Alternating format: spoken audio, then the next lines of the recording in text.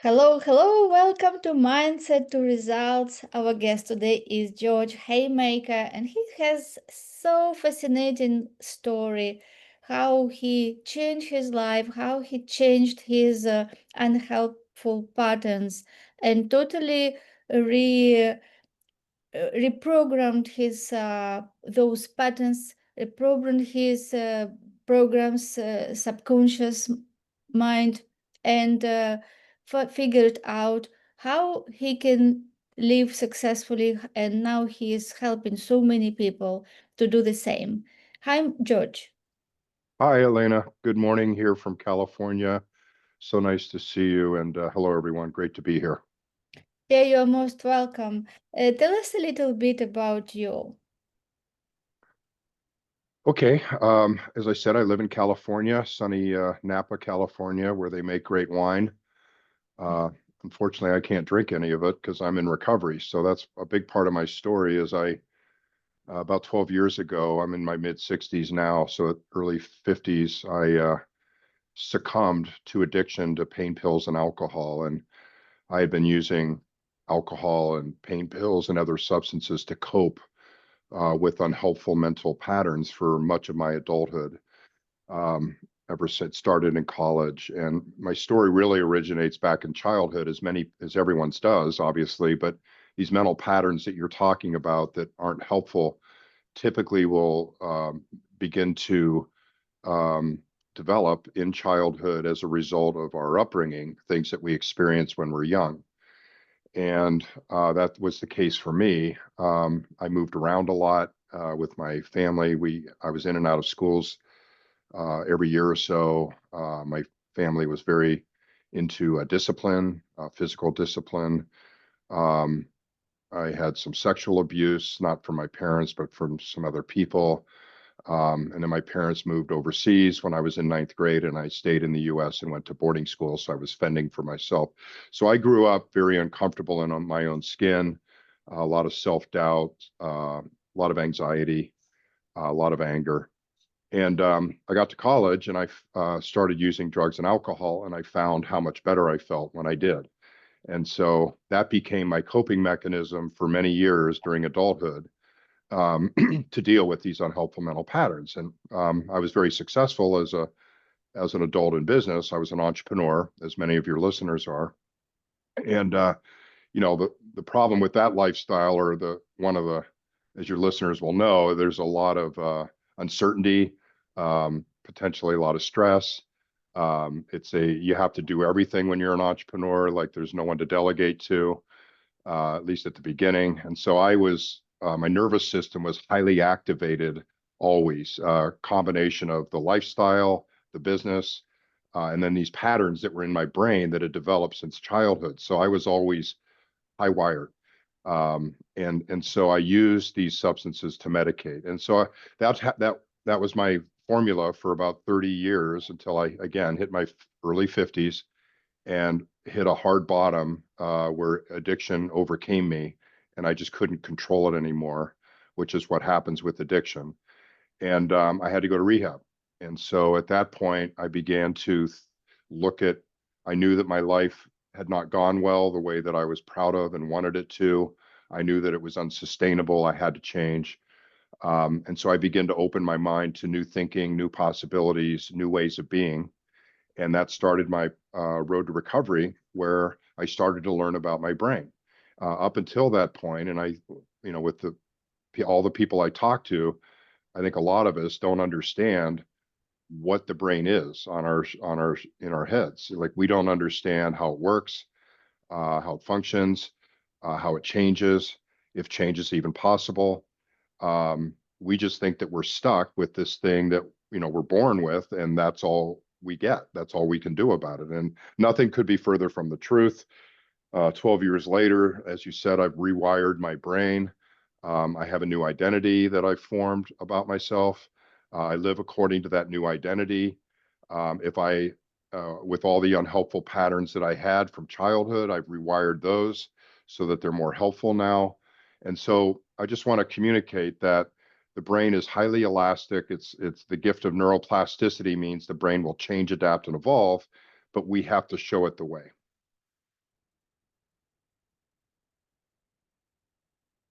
Yes, yes. You mentioned about new identity. Let's speak a little bit about this. Why it is important to have new identity, and what is identity, and how identity is formed initially, and why it is important to build new identity when you understand where you want to be. Because where you are now, it is the result of your identity, right? Like your Exactly. standards, Yep. your self-image, what you think is possible, what is impossible, all your beliefs, all habits. This all forms your identity, and this is how you get these results, which is just reflection of what is going inside. And Yep. for people who maybe don't like, are not happy with their results, and they understand that they are here for more, they know that they can be better, they can do better, they can do more. How important is to start this new journey from deciding who you really want to become and build that new identity? Oh, such a great question. And it really goes to the heart of becoming someone that you want to become. It's critical that it starts with identity. So, identity simply is how we view ourselves. Our personality is how other people view us, but our identity is how we view ourselves. Important distinction there.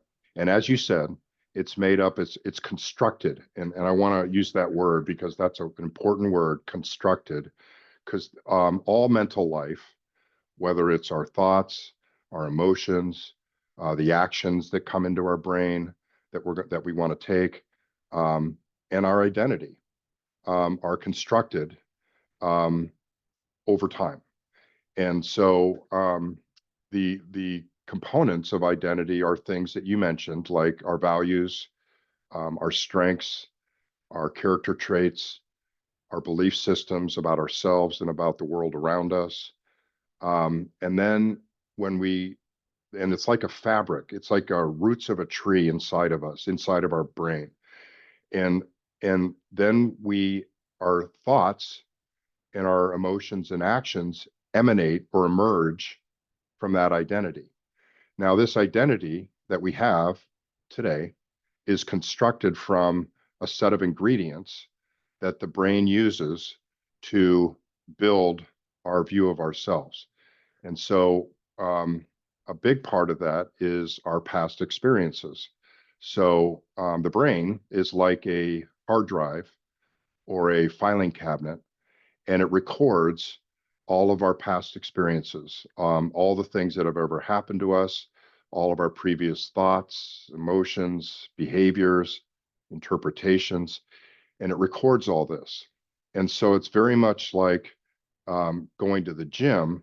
And when we do repetitions with in the gym and we build up bigger muscles, that's what the brain is doing. So the more times that we engage in certain thoughts, um, emotions, and actions, the stronger that those patterns become. These patterns are made up of neurons. Neurons are brain cells. There's 85 billion brain cells in our brain, and they link together based on our past experiences. And so everybody's brain looks different because we've all had our own past experiences. And so the brain, if you were to take an image of it, kind of looks like a, a road map of like a country with all the roads going every which way. And these roads have formed themselves based on what's happened to us before. And so that's how our identity gets constructed is it's made up of all of these past experiences, whether they've been helpful or unhelpful, whether they give us problems in the current in our current state, um, that is what becomes our identity. And so we have to determine if how we are is how we want to be, because the identity can be reconstructed into something different, but we have to decide that what parts of our current identity are not helping us. Or do we have problems with self-confidence? Maybe we were raised in a certain way that, like, in my story, where I had a lot of confidence issues, self-esteem issues, um, self-doubt and so on, and anger. Those were patterns that because I practiced them over and over again, being that way, they became very strong. They became part of my identity. And so what I had to do is decide that that was not who I wanted to be. It was causing me problems in my life. And so what we do then is, like when I work with people, is we have to take these patterns that are not helpful and analyze them. And we have to go back into our past and analyze where they started, why they started.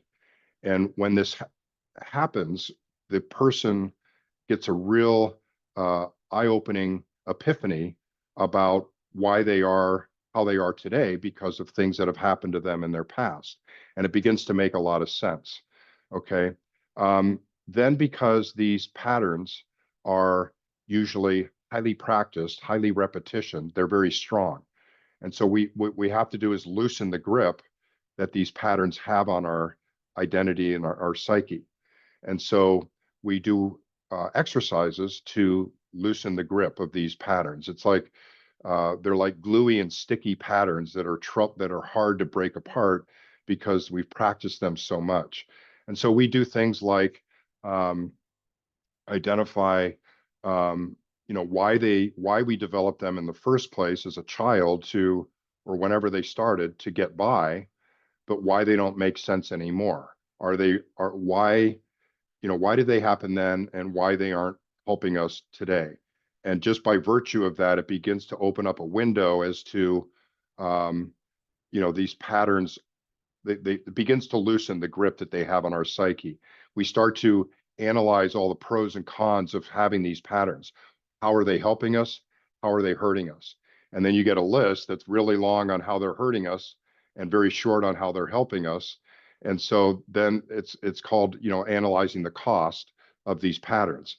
um, you take a look at, if somebody else, if one of your friends was having these problems, what would you guide and counsel them to do?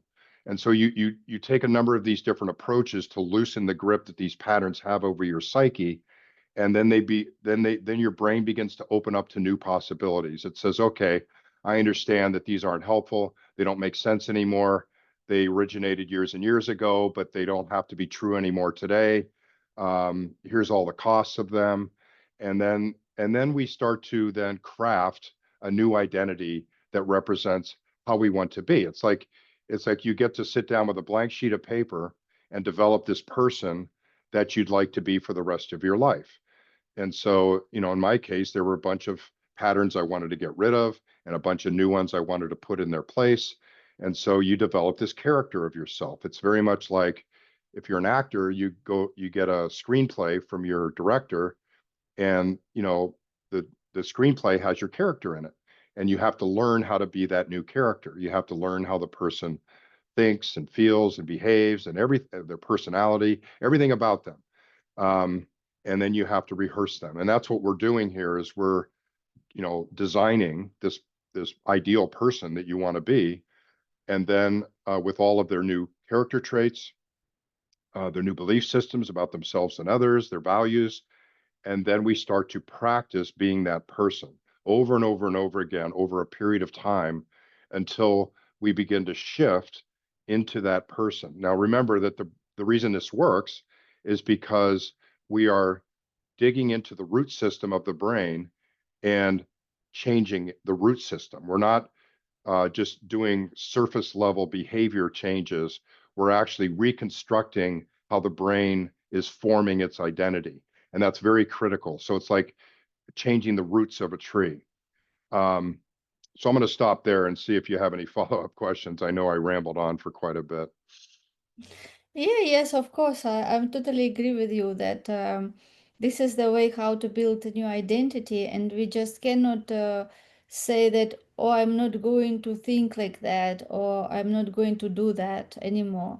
We always can replace. We should identify what is holding us back, what beliefs or maybe standards which we have, right? We raise our standards and decided from now on, I accept these things and I don't tolerate that anymore. And this is what we put in our description. And this also, of course, not enough just to read once. We have to read it and visualize ourselves as that person, and think and feel and act as we already that person, right? So it in Yeah. time, these new ideas will be impressed into our subconscious mind, and in time, because we will focus on it, we give energy to these new ideas, those old ideas will be replaced. Yes. Yeah. And So what mm, I'm sorry. So what happens there neurologically is you have these patterns in your brain that are these strings of neurons that have connected that represent your old ways of thinking, feeling, and behaving. And by virtue, and every time that we uh, do one of those things, or think that way, or feel that way, chemicals and electricity go through that string of neurons. It's like a Christmas light, okay, with all the neurons connected to another that go all around your brain that represent that pattern. And every time you engage in that and fire chemicals and electricity, it gets stronger. And so if you stop being that way and don't put any more chemicals or electricity through that pattern, it starts to get weaker. It's very similar to like a plant. If you stop watering and fertilizing it over time, the plant would little by little begin to get weaker and begin to die. That's what happens with these old patterns. So I'm sure we've all heard the term fake it till you make it. And that's what we're doing is we're becoming this, we force ourselves with our conscious mind. Eventually it's going to go to the subconscious, but at the beginning, we have to work very hard at this because it's new and different and challenging. So it's up here in the front part of our brain. And so we have to force ourselves to act, feel, and think like this new person. But it's important to design that person first. You can't just say, I'm going to take this one thought and change it. That's surface level. You have to tie it to this new identity. This is who I am deep inside me. Okay. That's how it gets connected to the roots. Okay. And then the brain works on repetition, it works on emotion, and it works on reward. Okay. So with all of these changes that we're making, you have to understand that you're going to be working at this for days and weeks and months until gradually you begin to shift. It isn't a light switch. You can't say, I'm going to try this for 2 weeks and then that's it. This is a commitment that you make that you are going to change based on a new identity, and you have to stay with it. You have to then feel with emotion why this is going to be so much better for you. You have to feel that the emotion is the thing that adds strength and glue to the new pattern. And so it's important that you continue to work with um, the emotional aspects of these new patterns and how much more helpful they're going to be for you and how proud you're going to be when you actually become this way. And then you have to focus on the reward. Why is this so much better for me than what I've been doing? And so, you have to detail all these different things that are going to be better for you. You're going to be calmer. You're going to be more confident. You're going to be proud of yourself. You're going to be living according to your new identity that you've outlined. You're going to be a person of your word, so on and so forth. These are intrinsic values that are really important that to tether these new patterns to. It's like, again, new roots of a tree. And so if you can continually repeat being this person in every way, shape, and form, use emotion to strengthen these new patterns, and then focus on the reward and experience the reward, then the brain actually begins to like these new patterns because the brain wants reward. Reward are neurochemicals that travel through these neural pathways, these Christmas lights, and they feel good. So things like dopamine and serotonin, endorphins, oxytocin, these are all chemicals that when we feel good, these are the things that are traveling through our brain. And so we want that. And so in these new patterns, we have to focus on all these things that these new patterns are helping us with, why we're feeling good. And that helps complete the loop of cementing these new patterns in place. Yes, yes, so you explain it so well that it is all through repetition. Many people write New Year resolutions, yeah, at the end of December, in the end of December, and they say, oh, from 1st January, I become a new person and I do this, I will not do that. But we know that in 2 weeks, nothing changes. Yes, nothing changes because it is, it is not working this way. You cannot change all habits at one day. You can work only on 1, 2 habits at a time.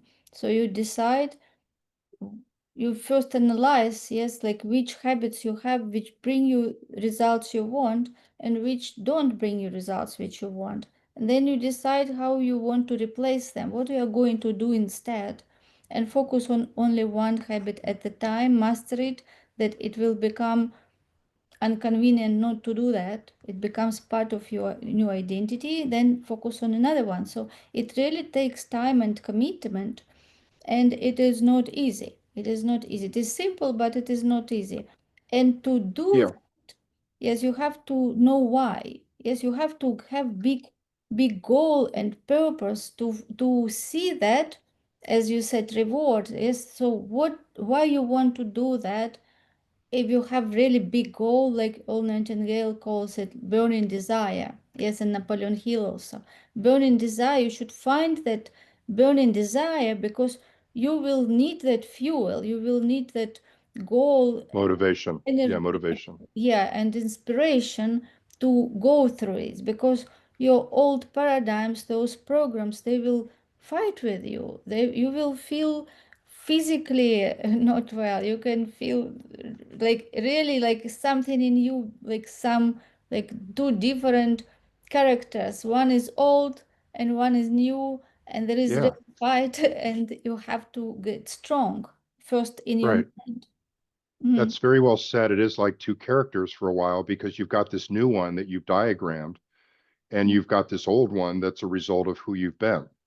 And so, I appreciate you said, you work on one or two patterns at a time, but if you have done a good job of developing a picture, um, really complete picture of who this new person is, then and then what we do is we construct a life that supports that new person.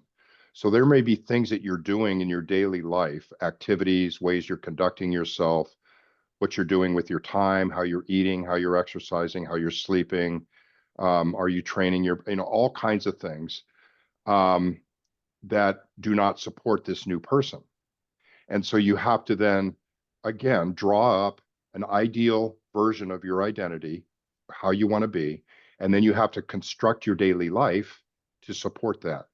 And then as you begin to live your life, you will know when this old character starts to pop up. You will, certain patterns will come back up. Frequently, they're triggered by stress because that's what activates old patterns. They're automatic responses coming from your subconscious. But what's key there is that remember, if you engage in the old pattern again, you are watering and fertilizing it one more time and making it just a little bit stronger. So the key is to develop patience, the ability to pause, recognize when the old character is surfacing, and pause and stop it. Do not water or fertilize it. Do not think that way, emote that way, or behave that way, because we want to stop watering and fertilizing the plant and allow it to gradually get weaker and break apart. And so that's what we really try to do is just stay committed to this new identity. And if you catch the old one popping up, you stop it, analyze what's happened, and you can then start to look at your brain objectively. Instead of being overwhelmed by it, you can say to yourself, well, this is just my old character popping up. It only makes sense. I've practiced being this person for years and years. It's going to pop up from time to time, and then it's okay. And so that's what we begin to look at our brain objectively, not as this thing that is controlling our life, because it's not. We are actually controlling our brain. We're the ones who've made it the way that it is. The brain doesn't lead us anywhere. It only is a result or a reflection of what we've trained it to be.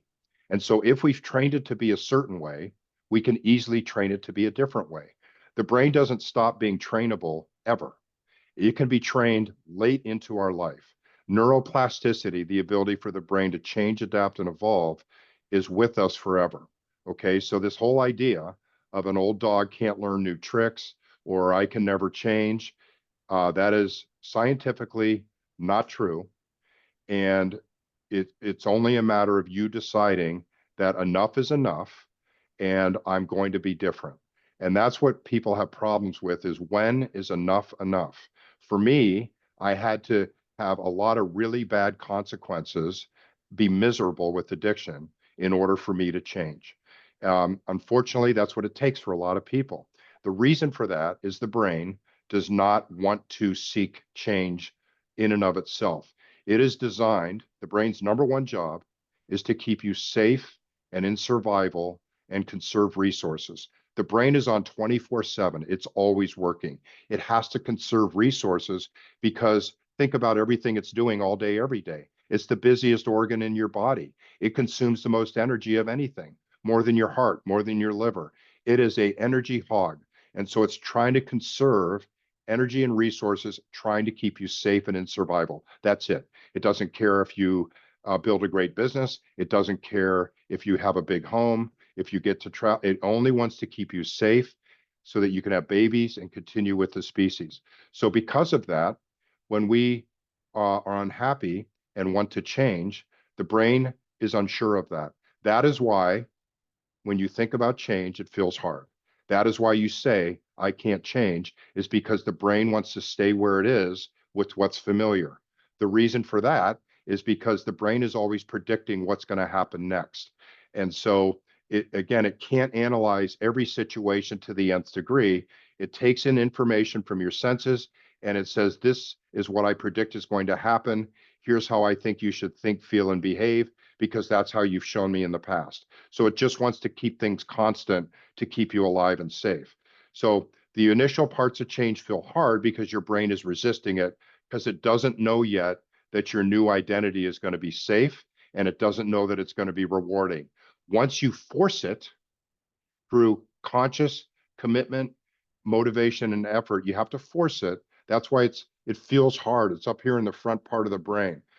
If you stay with it long enough, then the brain begins to understand that it's safe because it's through repetition, it's experienced it, right? Over and over and over again now. And it begins to say, okay, well, this is safe. I'm going to stop resisting as much, which means it's going to stop feeling as hard. And then if it's emotionally satisfying and rewarding, it not only stops resisting, it actually starts to prefer it because it loves reward and it loves emotion. And so that's why I can't state this clearly enough that when you decide you're going to be a new and different person, you have to take a lot of time to detail every aspect of this new identity. And you have to, like you said, envision it, think there and sit there and close your eyes, feel emotion tied to it. Think about all the reward that's going to come from being this person. And every time that you either think about it, talk about it, or actually do it, it counts as a repetition. Your brain doesn't know the difference between visualizing, doing, thinking, talking. It all feels like a repetition to the brain. So that's why at the beginning, it is just you have to live this new identity. If you catch yourself falling back into the old character, you have to stop it, pull yourself out of it immediately, and do something different that's in alignment with this new identity. Yes, yes, so true, so true. Yes, it takes efforts, it takes determination, consistency, and yeah, that's why the reward should be big enough. Yeah, because if the Yeah. goal is small, you will not be sustainable. Yeah, you not will be consistent. You have to find out what is the big reason behind this, what you're going to do, why you want to become that new personality. And as George said, everyone can build totally new personality. It is just creating that script, like author technique. Create script, read the script, repeat that script, feel the script, right? Like actors, so actor technique. Act as Yeah. if. Yes, like actors, Yes. they're given script, they don't know about like this sujet of this movie, but they read it, repeat, and they feel and they embody that new personality. And this Yeah. is how, when we watch the movie, we think sometimes, oh, this is that person. And we think that it is so natural that we think that this is this person in life. But in life, it is totally different character. Yeah, so this exact way, we write the script and we read it till it become natural for us, and then we start acting like that. And of course, initially it may feel weird because we are not that person, right? But through repetition, as you said, our brain will start getting this as familiar. So it is, more you repeat and more you consistently do it, it already start accepting. Your subconscious mind start believing, this it can be true. And then you, one day comes that you see, this is me, this is me, this is, I Yeah. don't recognize myself anymore. You look back at before you started and you say, was that me? I don't even recognize, I'm totally different person now. And you Yeah. really will enjoy by building yourself. Yes, because Yeah. who we are now, like if we didn't do that process before, it means that our parents, school, teachers, like our environment when we were infants formed our self-image, because self-image is formed between like when we 0 and 5 years. And then that self-image totally dictates, because we cannot overcome our self-image. Self-image dictates the boundaries of individual achievements. So we can only do things in that limit of our self-image. That is why when we want something bigger, this is first thing to start with. We have to change that self-image and start seeing big picture and believing that this is possible, that this is, I can do that, right? And for I Right. can do that, this is who we have to become. That for person who thinks that this is something natural to do that. Yeah. I mean, you just said it so well. Um, yeah, a couple of points. So the self-image you're talking about is our identity, and it's been constructed through the experiences that we've had. Um, and but it can be reconstructed. So it's just something that's been practiced. And so if we decide that the self-image or identity that we are living is not the one that we want, and our goals and aspirations feel too difficult or too much for us, um, we have to then reconstruct our identity so that they don't seem too big for us. And one of the things we do in that process is we start to look at all the other things that you've been able to achieve in your life. So the big things that have happened in your life that you've been able to overcome or achieve, successes that you've had. And so then the brain begins to say, well, okay, I was able to do those things and those were hard. So why is this new goal or aspiration any harder than those? And that's all this process of changing the belief system, right? Because the brain has developed this belief system that I can't do that. But then when your brain starts to look at the things you have done, it's contrary evidence to what your belief is. And that starts to break down the validity of that old belief that I can't do it. It starts to break it down. So the brain then there's a door that opens in the brain and it says, huh, I believe this, but maybe it's not true. And that's what we're looking for. We're looking for these little doorways to open where the brain says, maybe that isn't true. And then you have the opportunity to put something else in its place. Okay. And then you just have to, and then what we do is we construct a lifestyle that begins to build gradually so that you begin to believe. And this idea of moving things to the subconscious. So the subconscious is this back part of our brain, the basal ganglia, where once we have repeated something so often and it's automatic, that's where it goes into subconscious. So it comes out of the front part of the brain where we have to think and try really hard and remember like all the steps. And then we repeat it a lot and we get emotionally tied to it because it's beneficial and rewarding. And then it begins to go to the back part of our brain. So, think of riding a bike or brushing your teeth, or let's say you've learned a new language or learned a new instrument. And at the beginning, it was really hard. You had to think about it all the time. But after a while, it got into your subconscious because you did enough repetitions and the brain liked it. It was safe. It was rewarding.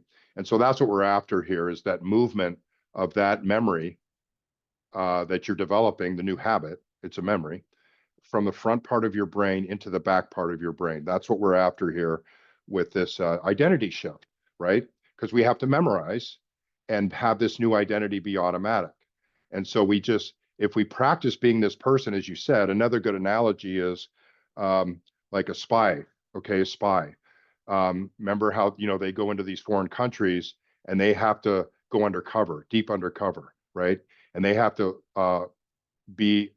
develop a new legend. They're called legends. They're basically a new identity. And you've heard stories about they have to live these identities sometimes for years undercover, and they come back from their assignment, and that's their new identity. It's like they don't know how to be any different. It's a lot like a soldier, right? You go off into war and you come back and you've developed this new identity of being a soldier in combat, and you have difficulty coming back to it, to transitioning back to the old identity or a different identity, right? And so these are all very what the importance of these analogies are, that it paints a picture in the person's mind so they understand what they're dealing with, right? If you don't know that you're gonna how this works and the big picture of what you're trying to accomplish and the journey that you have to go on to have this be successful, then you just don't have a plan. You don't have a understanding or a roadmap, and that's why it becomes frustrating. But if I worked with you and I told you it's going to take this long, it's going to take this many repetitions. Here's what the repetitions have to look like. Here's the setbacks that are going to happen along the way, and they're only natural. And here's what you're going to do when they occur. Then you start to say, okay, you're not as overwhelmed when things aren't going exactly as you had hoped, right? And so that's the critical nature of what I try to do, is educating people about the brain, how it works, so that as these things unfold, they're more comfortable in the environment.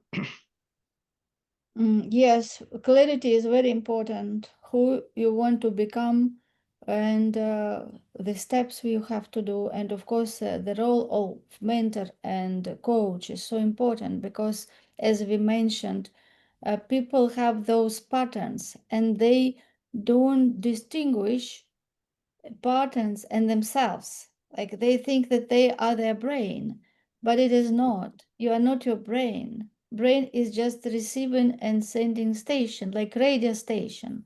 Which frequency, which channel you set it, you get to that frequency, and you listen to that program, right? And you will listen only that program. This is what you get in life. You are at that certain frequency. This is your channel. Everything what happened with you will be in diapason of these frequencies. Like your magnet to everything what is in that level, right? Diapason. You want to change different channel, you want to have different life, you have to switch to different frequency. So your brain has to operate at different frequency, like different thoughts, different identity, different feelings, and then how you will start attract different things, people, situations in life. Yes, so this is a so important topic. Yes, that identifying that you are not your thoughts, you are not your brain, you have reasoning factor. Yes, you have high mental faculties such as imagination, reason, perception. You can look at things different if you want. It is not only one way. You can develop those muscles.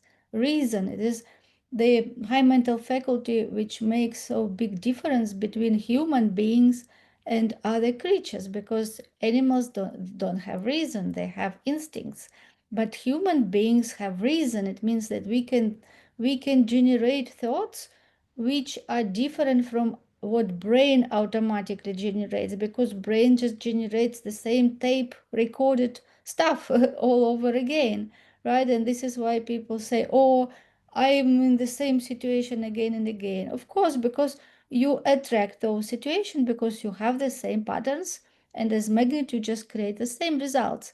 So you have to reinforce new patterns, new beliefs, and that is why mentor as coach is so important, because you don't see yourself, because you are inside that picture. You need somebody outside who can see where you are and have bigger picture, right? And tell you, okay, you are now in this picture. I can get you to that one, and this is what you do. Let's go together. Yes, so that is why it's so important to have such amazing people as you who not only read books, yes, but really had life experience, went through all these challenges, metamorphoses in their life, and now you say, yes, now I got it. Yes, because you never can get this from just reading the books, right? Of course, it is important, but it is like you never can learn how to drive just when you watch other people drive, or you never can swim if you just sitting and watching other people swim, right?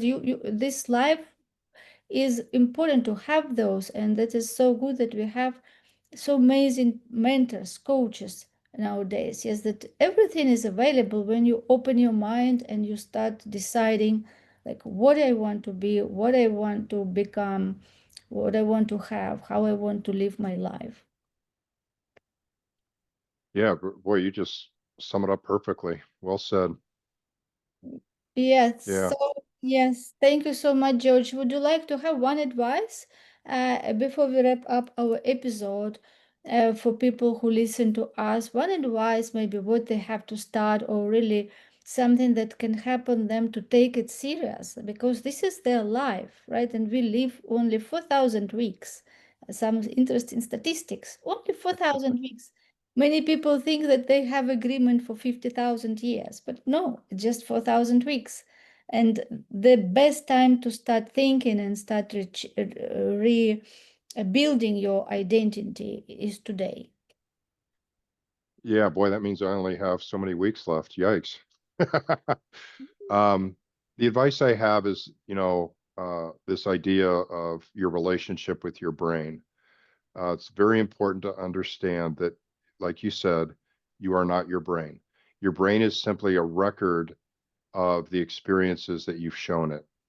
And so, what I try to help people do is to come outside their body and sit about 5 feet away and look at themselves objectively, look at their brains objectively. Don't uh, be over, I know it's easy to say, but don't allow yourself to be subject to your brain in the sense that you have no choice or you have no agency or involvement or control or command. You do. It's simply, you have simply developed your brain into what it is today. But by virtue of the fact that you've done it once, you can do it again. And so really start to think about your brain objectively. When things come into your mind, which the mind is just what emerges from the brain, the physical organ, um, just think of it that, well, I've designed it that way. I've designed it that way. And and then give yourself a break and say that it's okay. I designed it that way because it helped me meet my needs at some point in my life. It's okay. Uh, but now I know, because of Elena and George told me, that it can be different. I just have to redesign it in a different way that's more helpful now, that'll meet my needs now. And so that's, start to look at your brain objectively, and start to understand that it can change scientifically. And all it takes is you're the only one that can do it. No one else can, is you taking an active role in your brain in guiding and directing your brain, designing your new mental life. Okay, so that's, hopefully it gives people some hope and encouragement that this is entirely possible. And I assure you, if I can do it, is as bad a place I was and as hard-headed as I am, I assure you that everyone else can do it. Yes, and the journey of 1,000 miles starts with one step, and that one step is your decision. You don't need anything to make decision. It is Right? just It's power, free. and yet it's free. So make decision today who you want to become. Listen our episode again. Also, you're welcome to ask question, subscribe to our channel, and reach out to George if you want to know more how he can help you. Yeah, I'd love to hear from people. My website is georgehaymaker.com. There's a link there that you can schedule a free discovery call for 30 minutes that we can talk about what's going on in your life and how we might be able to help each other. Um, And so I, would love to hear from you and just hear what's going on in your life. Yeah, thank you, George, so much. It was my pleasure to have you, and you were amazing guest at our podcast. I'm looking forward to see you again in our future episodes. I'd love to be here. Thank you, Elena. Nice to meet you. You're most Bye, welcome. everyone.